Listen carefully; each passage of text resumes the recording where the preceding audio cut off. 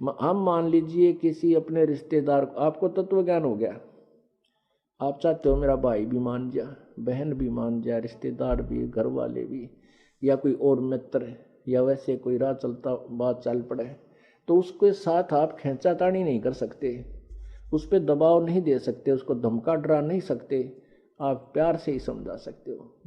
एक बार ना 2 बार, चाहे वो आपको बुरा भला भी कहे तो भी आपको अधीन रहना चाहिए, तभी आपकी बात का असर होगा।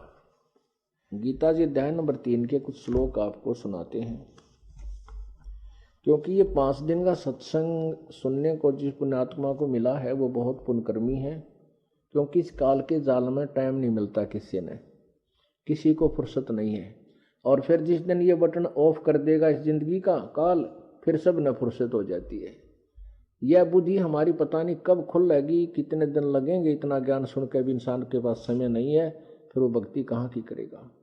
एक भक्त था, उसको पता चला, वो तत्वदर्शन, दूसरे एक भक्त को ज्ञान हुआ, वो सत्संग में आता था, तो उसको पता चल गया कि मनुष्य जीवन केवल परमात्मा प्राप्ति और भक्ति के लिए दिया है, और बाकी जो काम हम करते हैं वो तो हमने करना ही है, क्योंकि सत्संग, जो सही सत्संग होता है उसमें यही ज्ञान दिया जाता है कि अपना काम भी करो और भक्ति भी करो। लेकिन जैसे पुराने समय में आप देखिए, हमने भी देखा, हमारे से पहले और विशेष व्यवस्था, ऐसी ही व्यवस्था थी कि हम किसान लोग होते थे, वर्षा हो जाती तो खेती का काम प्रारंभ हो जाता था, वर्षा नहीं होती थी तो उस खेती को काट कूट कर अपने घर का रख लेते थे।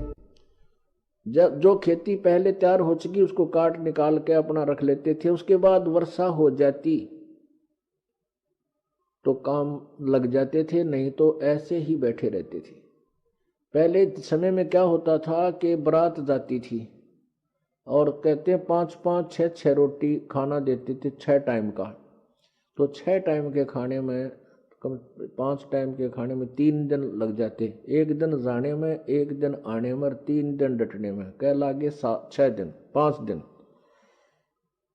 और पहले कोई काम नहीं था, या ताश खेलने जाते या अपना और गप्पे मार लेते, तो भी गुजारा करके टाइम पास करना है इस जीवन का, मनुष्य जीवन को। लेकिन यदि हम भक्ति में थोड़ा समय निकाल लें, एक व्यक्ति बीमार हो जाता है, घर का सदस्य, मेडिकल में ले जाना पड़ता है, एक व्यक्ति तो परमानेंट उसके साथ रहे, और एक आने और जाने वाला सामान, कभी रोटी ले जा रहा है, कभी कोई दवाई ले रहा है, और चिंता नारी, काम भी छूट गया, पैसे भी लग रहे हैं। तो एक ऐसे जब ज्ञान हो जाता है तो फिर वो भक्त ऐसे सुअसुर को चूक्या नहीं करता। तो ऐसे एक भक्त को ज्ञान हुआ तो वो उसने सोचा, अपने मित्र, विशेष मित्र था, उसको समझाने लगा कि भाई सत्संग में चल लिया करे। उसका मित्र जो था वो कहने लगा, भाई तै तो बावड़ा हो गया, तो पागल हो लिया, बता छोटे छोटे बच्चे हैं और इनका पालन पोषण करना है, काम नहीं करेंगे तो कैसे काम चलेगा। वो भक्त कहता है कि काम तो करेंगे, और एक दिन में ना आ सकता, कम से कम रात ने तो चाल है, रात्रि में तो सुन ले सत्संग। रात्रि तो अपनी है, अपनी नींद में तो आप कटौती करके सत्संग सुन लेंगे, फिर आ जाएंगे सवेरे। बोला ना टाइम को, ना फुर्सत को नहीं मेरे को। उसने बार बार कहा, वो दोस्त फिर जाता कि चल भाई सत्संग में, उसको पता था कि नालायक अपना जीवन खो रहा है, और वो मित्र समझ रहा था भगत को, यूं नालायक से नकम्मा हो गया, काम भी ना करता और मुझे और बेकार बनाना चाहता है।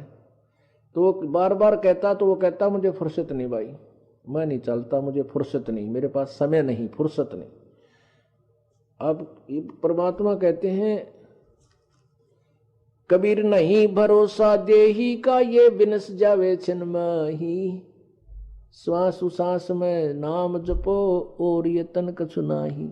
फिर साथ में कहते हैं, कबीर ये तन जाएगा, कबीरा ये तन जाएगा, सके तो ठाहर लाए।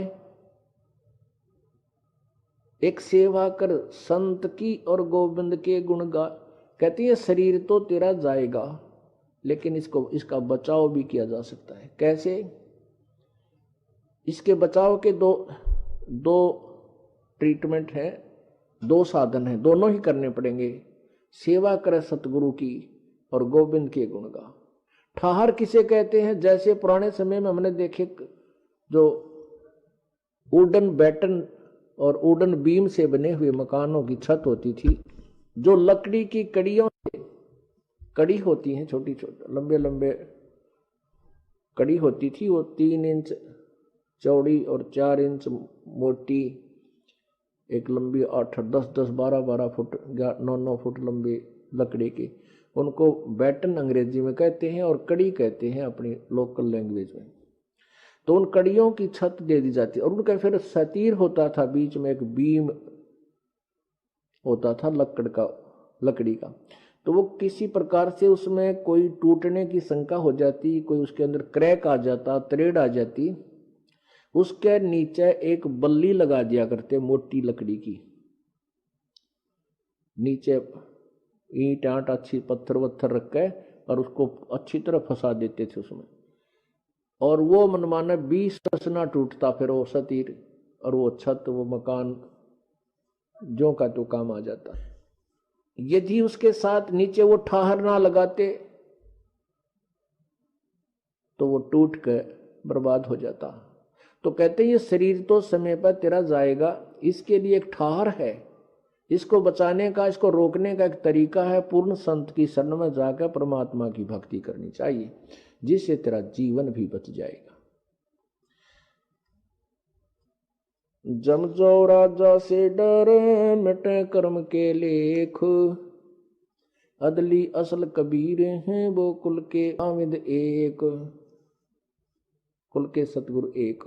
कहते हैं मासा घटे ना चल बध विद न लिखे जो लेख, सच्चा सतगुरु मेट कर ऊपर मारे मेख। कि पूर्ण संत जो परमेश्वर कबीर जी का उपासक है, साधक है, नुमाइंदा है, वो आपके जीवन में वृद्धि भी कर सकता है। और जो भक्ति नहीं करते उनका जीवन उतना ही मिलेगा जितना उसके प्रारब्ध में लिखा है। तो एक दिन वो भाई मर गया, उसका मित्र जो सत्संग में नहीं आता था, उसका मित्र मर गया। तो मित्र के शोक प्रकट करने तो जाना ही था उसके। जब उसको उठाकर लेकर चले, सब बुरी तरह रो रहे हैं, उसके परिवार के सदस्य, वो छोटे छोटे बच्चे भी बिलख रहे हैं, पिताजी मर गए। अब सभी जा रहे हैं उसको शमशान घाट की तरफ लेकर के, कहते हैं राम नाम सत्य है, सत्य बोले गत है, सब ऐसे बोलते जा रहे हैं। और वो भगत जो उपदेशी था वो कहता है आज भाई को फुर्सत है, वो कहते हैं राम नाम सत्य है, सत्य बोलो गत है। और वो क्या कहता है कि आज भाई को पूरी फुर्सत है। एक दूसरा कहने लगा रे निकम्मे, आज तो ठीक बोल ले यू, आज तीन का चोट लगी है और देख के बुरा हाल हो रहा, तो मजाक क्यों करता है। वो भगत जो सत्संग में आता था वो कहता भाई और के बोलूं मैं भी, इसको मैंने बहुत समझाया, रे नालायक चल मेरे साथ में, ये तेरे ऊपर आपत्ति ना आवेगी। ये कहा करता बालक छोटे छोटे हैं भाई, नाश हो जाएगा, अरीब हो गया, नाश कर ले क्या करेगा, अब कर ले क्या करेगा ये। तो पुण्यात्माओं जब तक हम सत्संग में नहीं आते इतने हम गोबर के भूंड बने रहते हैं। गोबर का भूंड देखा होगा आपने, ना देखा हो तो बताता हूं। एक काला सा भूंड हो है, काला भूंड, काला, उसके जानवर सा होता है और उसके जो है ना पंख होते हैं। और वो क्या करता है, जैसे खेतों में हमने विशेषकर देखा, क्योंकि दास का जन्म किसान परिवार में हुआ, तो वहां खेतों में हमने क्या देखा, जैसे पशु कहीं चारा चरते चरते घूमते फिरते चौथ कर देते, अपना गोबर कर डाल देते थे, तो वो गोबर वहां पड़ा रह जाता था रात में। सुबह हम देखते थे तो उसमें से भूंड, ये काले भूंड होते हैं बावरे जैसे, वो उस गोबर के ऊपर और रेता ला के, रेत मिट्टी, और उसकी गोली बना लेते थे, छोटी छोटी टेबलेट टाइप, गोल गोल गोल गोल, ये जो खुरमिया कैसी, और उसको अपने पंजों से ऐसे लुढ़का लुढ़का कर अपने अपने महल में ले जाते उस बिल में, और वो कभी उस गोली का ऊपर न आप गिर जाए, फिर उठ कर फिर धकाओ, फिर कुला करता। यानी इतनी प्रयत्न करके उस गोबर ने उठा उठा कर बिल में ठोक रहा है। कहीं उसको ये चिंता है कि कहीं ये गोबर खत्म ना हो जाए, फटाफट अपने घर में धर ले, अपने घर में रख ले इसने गोबर ने। तो ये जो आज माया पुजारी जीव हैं, जो धन इकट्ठा कर करके बैंक में धरे हैं, कि तो और सोना खरीद लिया, कि तो शेर खरीद लिए, भगवान भजना छोड़ दिया, फिर वह गोबर के भूंड बनाए जाते हैं, वो भूंड बनाए जाते हैं और वो गोबर इकट्ठा करके ले, उनकी वृत्ति वही रहती है, लूट ले फटाफट कर दे, गोबर कम हो जाए, और उसको न भर ले अपने घर में। फिर क्या होता है कि कई एक तो हमने देखा वो ऐसे ऊपर तले गिरते उड़ते, उस इतनी बड्डी को छोटा बनाओ, कौन बेईमान होया करें, अच्छा बड़ा गोला बनाकर उसमें धोखाएं ले जाओ, कभी ऊपर के गिर, और पशु के पैर के नीचे रस्ते ही माकर मर जाते हैं। अब वो गोबर वहां से ढो रहा था, वहां इकट्ठा कर दिया, वो ना उसका काम आया और वो मर गया बीच में। पुण्यात्मा एक उदाहरण है जो हमें अपने हृदय में समाना चाहिए, और इसी से हमें लाभ होता है। भले ये एग्जाम्पल्स हैं, परंतु हमारे लिए बहुत काम की चीज हैं। इस अज्ञान अंधेरे को हटाने के लिए ये बहुत काम आवेंगे। एक भंवरा था, भंवरा प्रतिदिन बाग में जाता था, महक आनंद लेता था। उसने एक दिन देखा कि एक आपका सजातीय भाई अज्ञानतावश देखिया इस गंदे गोबर को, इस गंदगी को के अंदर, और इसमें लटपट हो रहा है, इसने उठा उठा के इधर जमा कर रहा है, और इसको समझा दूं, इसको बता दूं कि चल बाग में बहुत अच्छी जगह है, वहाँ बड़े सुंदर सुंदर फूल हैं, बड़ी महक है, और वहाँ खाने के लिए भी कोमल कोमल पत्ते, फूलों की पंखुड़ियाँ हैं, वहाँ कोई दिक्कत नहीं है। तो अपने मित्र वो भूंड के पास बैठ गया भंवरा, और कहने लगा, भाई आजा तुझे बाग में ले चलूं, और वहाँ ऐसे ऐसे ठाठ है, ऐसे ऐसे महक आती है, वहाँ ऐसे ऐसे सुगंध है, पता नहीं कितनी वहाँ खुशियाँ हैं, अच्छी छाया है। और वो भूंड कहता, भाई मेरे काम में बाधा ना कर, मुझे काम करने दे, तू अपना काम कर, तू होता है निठल्ला, तेरे को काम तो है नहीं, बकवाद भाव है, रोज बाग में जाता है, और मुझे समय नहीं है, और मेरा बहुत काम पड़ा, दे कितना गोबर यू चौथ पड़ा, इसको मैंने अपने घर रखना उठा उठा के। अब उसने एक दिन कहा, 2 दिन कहा, 3 दिन कहा, वो भूंड नाराज तो होया को नहीं, क्योंकि मित्र था, कहने लगा, भाई मेरे पास समय नहीं है। लेकिन उसको कुछ दिनों के बाद उसके अंदर से जो भंवरा बाग से आता भी, उससे मिलता, जाता भी मिलता।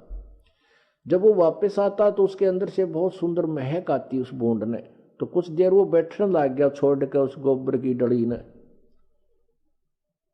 और फिर ये कह देता, भाई समय नहीं है, बात है तेरी ठीक है। कहने का भाव ये है कि एक दिन उसने स्वीकृति दे दी, चल भाई तू रोज कहता है तो आज तेरे बाग ने भी देखा हूं, बगीची ने। उस भूंड ने कहा, बौरे ने कहा, भाई तेरे काम ने मैं करवा दूंगा बाद में आके न, यदि कोई काम में तेरे को दिक्कत आती है, भाई कोई हानि है तो मैं पूरी करवा दूंगा, तेरी मदद करा के तेरे शेष काम ने कल मैं पूरा करवा दूंगा, तुम मेरे साथ एक बार चल पड़। अब भूंड ने सोचा, भाई तेरा मित्र भी है और तेरे काम की पूर्ति करवा भी देगा, क्योंकि ये झूठा आदमी नहीं है। तो उसने सोचा कि ले चल आज तेरा बाग ने देख का हूं। तो वहां चला गया उसने, क्योंकि अभी तक तो गंदगी में माथा मारे था। वहां जाकर देखा बगीची में तरह तरह के सुगंधित फूल खिले हुए। अब भंवरा भी अपने अलग से फूलों पर महक ले रहा है, और भूंड जाकर बैठ गया एक फूल पर। उसने तो पहली बार देखा था ये आनंद, और उस फूल पर इस ऐसा बैठ गया कि उठना जल्दी नहीं करा उसका।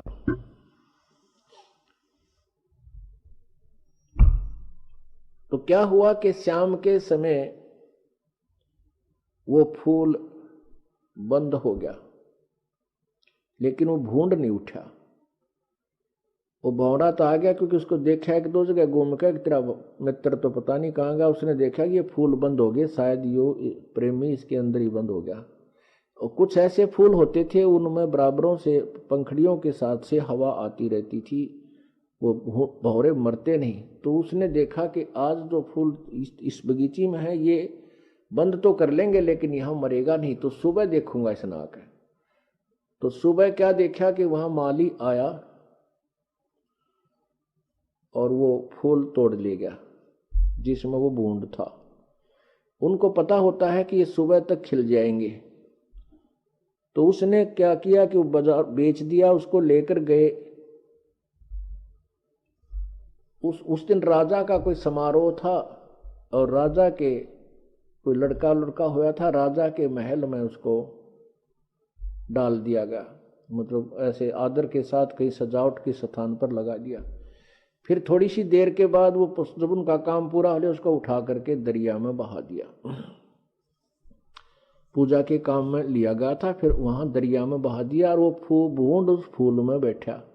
वो फूल तो खिल चुका था, बूंद ना उठा, और वो फूल बहता हुआ जल में जा रहा है। तो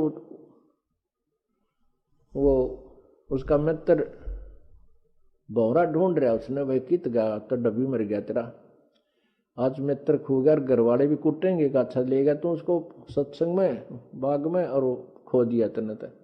उस चिंता में इधर उधर घूम रहा था, उसने देखा कि भाई ये फूल को कहीं प्रयोग हुआ है तो दरिया में डाला करें, धार्मिक लोग ही ले जाते हैं।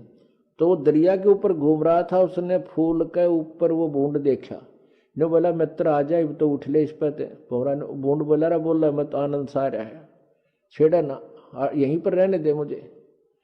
वो बोला डबी भगत मरेगा तो इसमें डूब गए और दरिया में आ गया, आजा तू उठ और बाग में चलेंगे दूसरे में। फिर वो उठ कर उड़ा और बाहर आया। तब उस भौरे ने बताया कि बोल मैं के झूठ बोला करता भाई। उन्होंने बोला नहीं, आप तो कति ठीक कहा करते।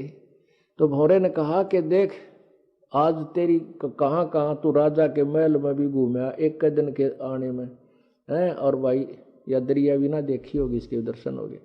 कहने का भाव ये है पुण्यात्माओं,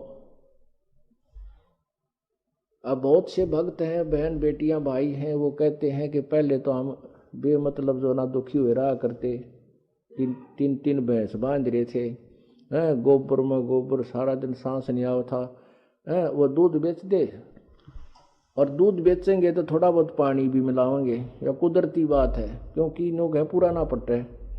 अरे पूरा तो भगवान पाड़ेगा जब पट्टेगा, ये दूध में पानी या मिलावट कोई 2 नंबर के काम तो नहीं।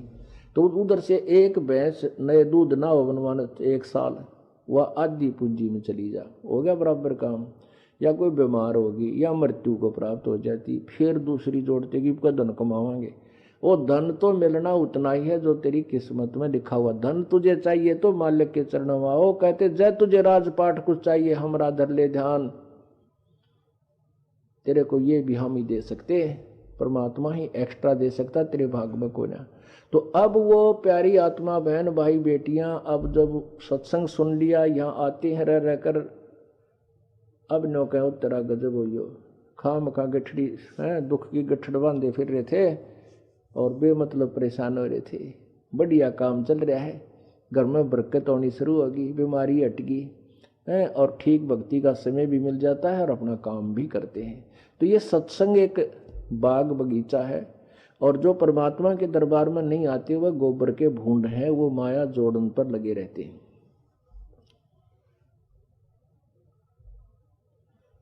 राम नाम कड़ुआ लगे, राम नाम कड़ुआ लगे, ये मीठे लगे दाम, द्विधा में दोनों गए भाई, माया मिली ना राम।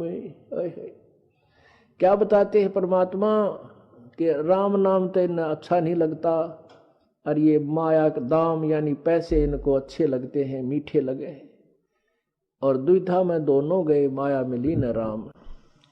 वैसे तो हमारे जीवन में बहुत सी घटनाएं ऐसी घटी हैं, हमने देखा है कि लोग जो ये कहा करते बड़ा सेठ है, इसके पास पैसे की कोई कमी नहीं है, ऐसे है बड़ा व्यापार चलता है। 1 सेकंड में या तो किसी बस दुर्घटना में या किसी कार दुर्घटना में या हार्ट अटैक से, ऐसे तो बहुत से जा चुके हैं, लेकिन विशेष एक आदि हमारे हृदय में जो छाप बैठ जाती है, जो हमारे जीवन को इस बुराइयों की तरफ जाने से रोकती है, वो उदाहरण होते हैं, एक आध विशेष होता है। ये दास जब गुरुदेव शरीर छोड़ के थे हमारे, तो उनके आश्रम था पंजाब के अंदर, एक जिला फिरोजपुर, तलवंडी भाई। वहाँ अधिकतर हमारे गुरुदेव रहा करते थे। उनके शरीर छोड़ने के बाद वहाँ गुरुदेव की जो संगत थी, मेरे पूज्य गुरुदेव ने कह दिया था कि भाई आज के बाद मैं किसी का गुरु नहीं हूँ, मेरा कोई चेला नहीं है, और आज के बाद ये तुम्हारा गुरु है। इस दास के सबके सामने कह दिया था, और जो इसको नहीं मानेगा वो मेरा शिष्य नहीं है। अब वो परमात्मा की प्यारी आत्मा थी, वो समझ गए थे, क्योंकि उनको प्रभु की प्रेरणा हो गई थी, क्योंकि लाखों शिष्य थे उनके, उनमें से इस दास को ही नाम देने का आदेश दिया और किसी को नहीं। तो उनके बाद फिर वहाँ की संगत कहने लगी कि आप यहाँ सत्संग कर दिया करो। पहले हम चारों संडे, 4 रविवार जो होते थे, इनको ऐसे डिवाइड किया हुआ था। एक जींद में करते थे, एक रोहतक में करते थे, एक सोनीपत में करते थे, और एक हम पंजाब में तलवंडी भाई में सत्संग करके आते प्रत्येक रविवार को। तो वहाँ रविवार के सत्संग से पहले दिन कोई शुक्र को उनके वहाँ को बुढ़िया मर गई वृद्धा, उसके जो है ना दुख शोक व्यक्त करने के लिए हमारे भक्तों का कोई रिलेटिव परिवार आ गया। उससे उन्होंने कहा, शनिवार को जब वो चलने लगा, कि आज आप रुक जाओ, कल सत्संग होगा रविवार को, और आप सत्संग सुनना, देखना कितना आनंद आएगा। वो सह परिवार था, 4 सदस्य थे घर में, 2 बच्चे, एक लड़का एक लड़की, दोनों हुए पति पत्नी। तो वो सेठ कहने लगा कि मुझे, वो सेठ मतलब बनिया था, और बनिए हम वो सेवक थे हमारे गुरुदेव के। तो वो सेठ कहने लगा अपने सेठ रिलेटिव रिश्तेदारों से कि मुझे वहाँ कल एक ज़रूरी काम है, संडे को 1 बजे एक पार्टी आवेगी, और उसके साथ मेरा एक जो है कंट्रैक्ट होना है, उसमें मुझे 5 लाख रुपए का लाभ होगा। मुझे ये तो न्यारा दिखा है, 5 लाख रुपए मुझे बेनिफिट होगा, और इसलिए उस पार्टी की खातिरदारी के लिए मैंने व्यवस्था करनी है। हमारे भक्तों ने, उनके रिलेटिव ने कहा, गुरुदेव के भक्तों ने अपने रिश्तेदार से कहा कि तू आज रुक जा, कल 10 से 12 सत्संग होगा, और आप चल पड़ना यहाँ से 1 की बजाय 2 बजे पहुँच जाएगा। ये चंडीगढ़ कौन सा दूर है, चंडीगढ़ जाना था उसने। कहने का भाव है वो नहीं माना, यानी शाम को वो 4 बजे से चल पड़ा, जबकि रात काटनी थी, छुट्टी का दिन था। पर वो करड़ाई काल के टक्कन दे, गोबर के बूंद तन्वे मरिया करें। तो वहां से वो चल पड़ा, अंबाला के पास आ लिया। जब एक बजरी से भरा हुआ ट्रक बजरी तक वो खड़ा था, और उसके पिछले पहिए डिफेक्टिव थे, उसका जैक ला रखा था और पहिए निकाल रखे थे। मारुति कार थी उनकी अपनी है, वो खुद ड्राइव कर रहा था, फुल स्पीड में चल रहा था। कि मन में सोच रहा होगा इतने पैसे होंगे, न्यो बनाऊंगा, तड़के भाज ले फटाफट। तो उसने वह उनकी गाड़ी जो है उस ट्रक के नीचे ऐसी स्पीड में जा लगी, इतनी स्पीड से लगी कि वो जैक हट गया, और बजरी का वो पूरा ट्रक, लोडी ट्रक उस मारुति कार पर आ पड़ा। पहले तो टकराने तो मर जाता आदमी, रहा खाया जो शेष बच भी जाता कोई, वो बजरी का ट्रक पूरा टिक गया, और चारों के चारों वहीं खत्म। ये दास रविवार को गया तो तब उनको पता चला तब बता रहे थे कि जी देख आप सही कह रहे हो, मैं नहीं कह रहा, ये भगवान कह रहे हैं, परमात्मा की अमरवाणी कह रही, मैं तो उनका ढंडोरची हूँ, मैं तो आपकी तरफ उनका संदेश भेज रहा हूँ, ये सत्य है, ना मानेंगे उनकी बिरान माटी भी सत्य है। तो यहां परमात्मा कहते हैं कि सर पर धर ले, चाट ले उन 5 लाख के लाभ ने। अरे नालायक कुछ भक्ति करता, एक रात वहां रुक जाता, भगवान के सत्संग सुनता, या करड़ाई टल जाती, और कहाँ भाग कर जाना था उस पार्टी ने, उनने भी तो गर्ज हो है, तुझे 5 लाख का फायदा, वो 20 लाख का ठाऊंगे तेरे ते, तब तुझे 5 लाख देंगे, तो वो भी तो आपकी तरफ इंतजार कर सकते थे।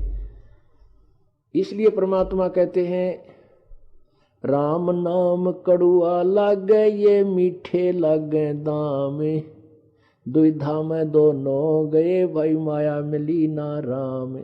माया तो मिलनी है को नहीं, माया तो तेरे साथ चलनी ही नहीं, और राम तेरे साथ रहेगा, और जो धर्म पुण्य आप करोगे वही आपका होगा, वह माया भी वही आपकी होगी जो आप पुण्य में लगा चुके हो।